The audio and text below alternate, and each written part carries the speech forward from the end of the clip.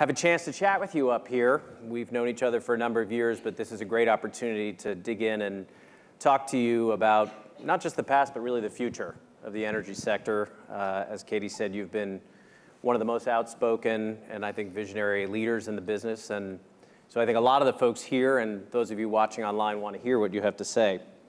So let's start really with the big question. Where are we going to find or create the energy company of the future? Well, I mean, the clean energy company of the future, which I think is the energy company of the future. No, I mean, I think that is the big question, and that's, I mean, obviously we had the conceit at NRG to think that that was what we were going to achieve, because, you know, the way we saw the world is that we were in this optimal sort of middle bear space. You know, clearly there were, you know, the new rising clean energy companies, the solar cities and everything. But, you know, we were bigger, they were more nimble, more entrepreneurial than we were, but we were bigger. On the other hand, on our other flank, we had the industry we were in where we were very confident, and I remain confident, that they're never going to do anything. You know, so we didn't have to worry about bigger companies coming in. So all we had to do was be a fast followers to the entrepreneurs, and then we could shove them aside, you know, at the right time. But sort of the clock ran out on us. So with NRG having exited the stage, then the question is who? And you know, if you look at the traditional companies, certainly the power companies, I mean, no CEO in the IPP industry wants to follow my example. You know, at this stage, the utilities, you know, fighting net electric metering, you know, circling the wagons. You know, the oil and gas companies, I mean, you know, they're dealing with bankruptcies and, you know, in their areas, you know, the Wall Street Journal today, bankruptcy of another couple of gas companies. Of the oil majors, Shell, I think, was probably by far the most enlightened, but, you know, I don't know how much they're going to do in this area. So you don't see it there. Then if you look at the new entrepreneurs, I mean, you know, again, using Solar City as an example, Solar City's fighting off more public perceptions that they could be Sun Edison than that, you know, here's a company with 45% market share and what's going to be $1 trillion industry. And, you know, you could, I mean, if they were selling, the cumulative market cap of Solar City, Sunrun, and Vivint is less than $3 billion. Right.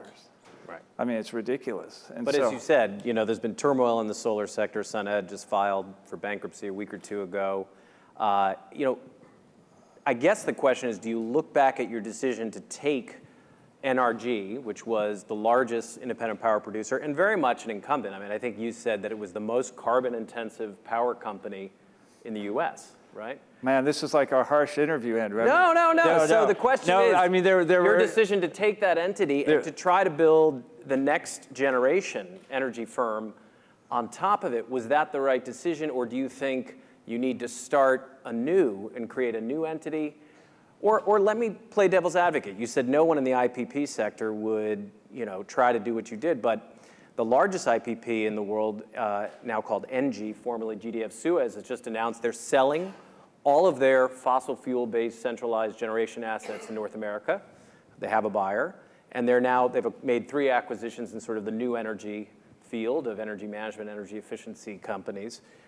Do you think it would have been better for you to try to exit some of the fossil fuel businesses instead of buying more in order to create the next generation? Well, so there's a couple things you said there. Yeah, I mean, I think definitely if any incumbent power company, you know, gets it, the Europeans get it. And so what they're doing, what NL is doing, you know, makes sense to me. And, you know, should I have certainly the fossil fuel power industry is in that sort of declining stage where, you know, sort of the only viable strategy you have to succeed is to consolidate. And so while we were trying to go into green, we were also consolidating the fossil space. And, you know, again, hindsight's 20/20, but we never got to the point, even though we had several thousand megawatts of wind and solar, which by itself would have been a sizable company. It would have been, but it never, in the eyes of our investors, it never was relevant to anything, given that we own 48,000 megawatts of, you know, fossil, which we were doing to, you know, make that business as profitable as it could be in a sort of in its stage of decline, so that it could fund, you know, the move into green. So sort of a conundrum is that you sort of need to consolidate that space, but the more you do, the more what you're doing on the new side, doesn't sort of match up. And the other thing I missed, because I was drawing all these parallels in our space to fixed line telephony versus cell phone but what I missed from an investor perspective is there's no moral dimension between fixed line telephony and cell phones, but there is between a coal-fired power plant and a solar panel. And so as things I was doing became more and more annoying to our investor base, we were not getting new investors on the green side. I mean, we never had a clean energy investor invested in our stock because they're like, dude, man, we can't invest in your stock. You're like the 4th largest polluter in the United States. And I'm like, yeah, but we're trying to change. They're like, well, when you change, give me a call. So what about the question of being a public entity? You've just joined Pegasus Capital Advisors as an operating executive, so it's not a full-time gig, but you're spending some time with them. They're a private equity firm. Do you think that being private might be a better way to build this new energy company as opposed to having the scrutiny of public shareholders? Or do you think, hey, there might be an opportunity to put together, as I think SunEd was trying to do, a diversified clean energy company in the public markets? Well, I think definitely, and this is absolutely 20/20 hindsight. I mean, I had no thought in this at the time. But clearly, again, going back to the home solar companies, they went public too soon. And now I, for example, in the home solar space, I have my personal opinions. I'm not a big believer in the zero money down 20-year lease. I mean, we had NRG Home Solar, which I think rose to be the 4th largest and all that. I sat through endless meetings with investors trying to explain to them the impact of lease accounting on your balance sheet. And it's not a pretty picture. And it's not easy to understand. And it looks terrible from an EBITDA perspective, which is usually how companies are invested. So those companies are struggling with that right now.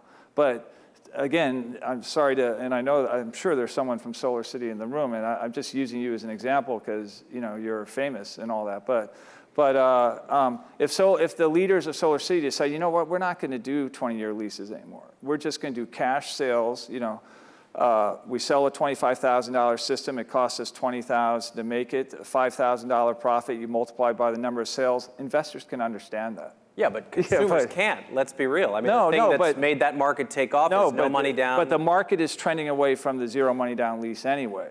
I mean, to loans. To loans or to, and look, America's a wealthy country. There are some people that actually pay cash for, but anyway, my point is, undoubtedly, Solar City, which is, I think, selling roughly 15,000 a month, if they announced that change for a few months at least, they would take a terrible hit on their sales. And Wall Street just would not tolerate that. So let's talk solar quickly. Are you most bullish then still on distributed residential? I mean, you did a lot of utility scale solar. What's your view on the different parts of the solar market? Well, if I was ranking them, I would say the one that I'm I think the most opportunity is, in part because there is no Solar City, there is the business to business, the middle space, because I think multinational corporations and the announcement that I think was led by Facebook, Bill, look, corporations want more renewables. I mean, I think that's where there's no solar company or renewable company that's really set up to serve the business-to-business market in a large-scale platform, systemic way. And I think more and more multinational corporations are going to take the energy procurement decision out of the lowest level of the procurement chain and make it at the CEO level. And when they do that, they're going to be looking for a big counterparty. I mean, and I always use, and I'm sorry if B. Perez is still here, but I always use Muhtar and Coca-Cola as an example. If Muhtar said to his team, he said, okay, I'm done with this, being proud that we put solar panels on a, warehouse in Botswana. I want it all done. I want a list of my 500 bottling plants, my 2,000 warehouses, my 10,000 distribution points in 196 countries, and I want one company that racks it and stacks it and does it over 5 years in the most economic way possible. No company on the face of the earth is prepared to sit opposite Coca-Cola and do that piece of business. And I think that's where the opportunity is. And I think the big corporations, they also will then want, because the problem with solar overall is it's just too commoditized. And you see that right now. And of the three, utility scale is the worst by far. I mean, this bid that just came in Dubai, 2.99 cents. And there's no opportunity for solar plus at the utility scale because the utilities want to do all that stuff. The utilities will bitch about the intermittency of solar, but that gives them something to do, to manage that intermittency. That's what utilities, they need a purpose in life. Well, let's hit a couple other issues because we only have a few minutes, and I know people are curious. I'm going to ask you to go through these, just say yes or no whether you would pursue these further in your career or you think people should. Carbon capture. Yes. Okay. But carbon capture in this country, it's carbon capture on gas. I mean, coal's over in this country. That's my question. Do you feel carbon coal capture is on coal? completely over? No, but the Chinese will do that. We have to do carbon capture on gas in this country. Okay. Do you believe in gas still as a bridge fuel? Yeah, if you carbon capture. Okay. But how about nuclear? I'm the only one in the room, I'm pretty sure, that lost $352 million trying to build a nuclear plant in the United States. As an intellectual matter, I'm completely pro-nuclear. As a practical commercial matter, in the remainder of my lifetime, I'm 57 years, it's not happening, so I don't want to waste time talking about it. Because, electric vehicle charging, you guys built a business there, and it was just sold from NRG? Yeah, for $19 million, a net gain of 6 cents per share for NRG shareholders. So, no, I mean, I don't understand. I mean, Silicon Valley is completely gaga over the autonomous car, and autonomous cars are always assumed to be electric cars, and so the electric cars come in. The auto industry pulls through other industries, electric car charging. I mean, Tesla's got their proprietary system for Tesla cars. The other 11 car makers that are making plug-in vehicles, they got to do something to keep up with Tesla, right? And they need a car charging network. And the fact that the best level 3 non-Tesla car charging network can sell for $19 million, it's a shockingly good deal for Vision Ridge, which bought it. Let's talk about quickly innovation and corporate transformation generally. Why is it so hard? Well, I think it's uniquely hard. I mean, I was at some event, and actually, I saw Bill. I didn't see him on stage, but I saw that Bill was here, Bill Ford. Yeah. And I was at an event where Mark Fields was, and he's like, man, we're going to disrupt ourselves. And, people applauded. But if I, as a power company, say, I'm going to disrupt myself, I get fired because innovation's hard. And I think Nick mentioned this, that, I mean, first of all, the regulators don't want you to innovate. And if they do, they move at the speed of viscous. And so the problem in our space is that the business model, here you get a monopoly. All the stuff we're talking about does not lend itself to monopolies. And so that's why I think innovation in the electric end of the energy space it's almost impossible for the incumbents to do. So they do just enough so that they get invited to the Fortune Green conference. And let's close with a personal question. How did David Crane, lawyer, banker, CEO of International Power, then NRG, how did you become this maverick? How did you become this renegade? I don't know. It just seems to me. I mean, I sort of went out there to make a living and do things I found interesting, and then I found myself in a leadership position, and it just.